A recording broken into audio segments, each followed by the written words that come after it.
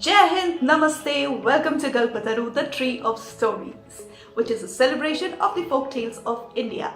My name is Ambalika and I am an author and storyteller, and Kalpataru is my special storytelling initiative on the occasion of the 75th year of Indian independence. If you are new to my channel, heartiest welcome. I am so glad you found us. And I invite you to check out all the 5 folk tales that we came up with since the 1 month of starting off Kalpataru. You can also check out some of the other stories and poems for children and teenagers and adults that's already available on the channel. And if you do like them, feel free to give it a like, comment what is it that you like, and if you really want to be a part of it, please do hit that subscribe button so that you don't miss any of the future stories and poems that come out of this channel. And if you're already part of this channel and family, thank you so much. So grateful to all of you for your love, encouragement and support. Really means a lot to me. And I want to especially thank Tara Mehta this time. She is a home chef based out of Baroda, but she has been so phenomenal. She's been absolutely adorable in her encouragement towards every piece of story that I have produced, especially in the last 2-3 months. She is not just great with the encouragements and food, she's also such a wonderful person. Thank you, Dhara. Lots of love and prayers to you and everyone in your family, and I hope to continue receiving the same support from you going forward. This time we're moving up from south. We are going towards the Aravalli ranges, and I would really very much like to put in a quiz question to ask you. Can you guess where we are going, which community? But you know, I really know it myself that it's going to be a difficult one to answer, because it's quite likely that you may not have heard about this community that we are going to cover in this week's folktale. It's called the Dungri Garasia Bhil community. As you could have guessed from the title of this community, it is a subsection of the larger Bhil community, and they used to live in the Aravalli ranges since the time of their ancestors until the colonial rule. And then because of the Bhil revolts, which is like during the British administration, during the time of the British rule, there was a lot of Bhil revolts happening, and because of that, the administration of that time decided to split them into what today we know as 3 states: Gujarat, Rajasthan and Madhya Pradesh. The Dungri Garasias that we're going to focus on this time live in the state of Gujarat, and very specifically in the district of Sabarkantha. Dungri means hills, and Garasia in the Rajasthani dialect refers to the gatherers. But actually the word is of Sanskrit origin. The root word is giras, which means, or rather refers to the share which is given by the producer to the invader, like a tax.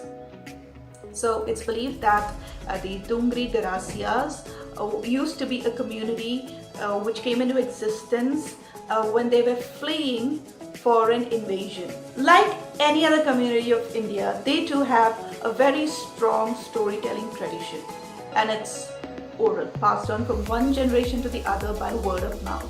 So they've never really been recorded. So had it not been for the hard work, effort, sincerity and genuine interest of one individual, today probably I would not have been telling you, sitting here to share this story with you.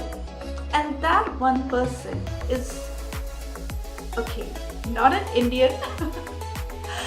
She is a Slovenian, and she came to India in 1971 as a young 28-year-old religious nun. And as part of her missionary activities, she was sent to Gujarat. Now, she was quite fascinated by India, growing up as she heard about the different things about the country, but nothing prepared for what she really got to experience. And one of the many things that she got to learn was how difficult it is to interact, have deep interactions with people, to build a relationship with people if you're not speaking in their language. And so in 1974, she came to Ahmedabad and enrolled at the prestigious St. Xavier's College in the BA program for Gujarati literature.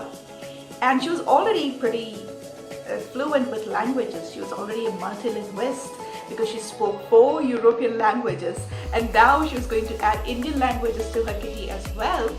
So she already had a flair for languages, and there was a hidden writer in her as well. But her regular daily duties just required her to prepare reports.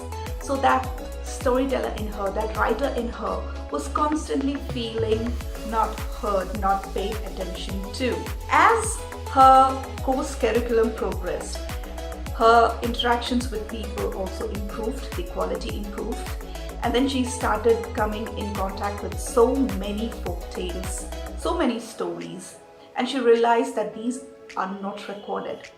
So this was a welcome sign for that hidden writer in her, and she decided to pen them down. And that is how her first book ever, and that too in the Gujarati language, came into being. Girasma Ek Dungri, meaning to survive and to prevail. It came out in the early 1990s, and in 1993 it won the second prize in the short story category announced by the Gujarat Sahitya Academy, and it was also recognized as one of the 100 most significant books to influence the Gujarati literature. This was just the start of her achievements. In 2004, she went on to organize the first ever Dungri Garasiya Cultural Fest, in which the folk dance, music and storytelling of the Dungri Garasiya community was for the first time put on a public platform. This was appreciated not just in India but also outside, especially in Europe, which actually awakened a lot of interest in this community. Aside of all these literary achievements, Malia Sres says that the biggest gift India and the women of the Dungri Garasiya community have given her is the true understanding of life, which is to accept life as a gift, be it ever so hard. Something very deep and powerful, just like the beliefs of the Dungri Garasiya community itself. The Dungri Garasiyas are one of the earliest communities of the subcontinent which had this belief that in the beginning was woman, and it's from her that everything else came into existence. Which is why until patriarchy took over, there was a lot of gender equality in this community. There was nothing like a bride price or a dowry, and women were free to marry whoever they wished to, and daughters were preferred more than sons, and they always beat their brothers in every game. Wouldn't it be wonderful to listen to a folktale from such a community, given that International Women's Day is around the corner? Definitely. So that's what The Serpent's Gift, our folktale for this week, is going to be all about. Wonders that women are capable of doing just by being herself. Does that sound exciting to you? Well, it sure was exciting enough for me to present to you when I read it the first time. So, while I am off to prepare for the story, you click on that subscribe button and click on that bell notification so that when the story comes live, you don't miss it. Until then, Jai Hind, Vande Mataram.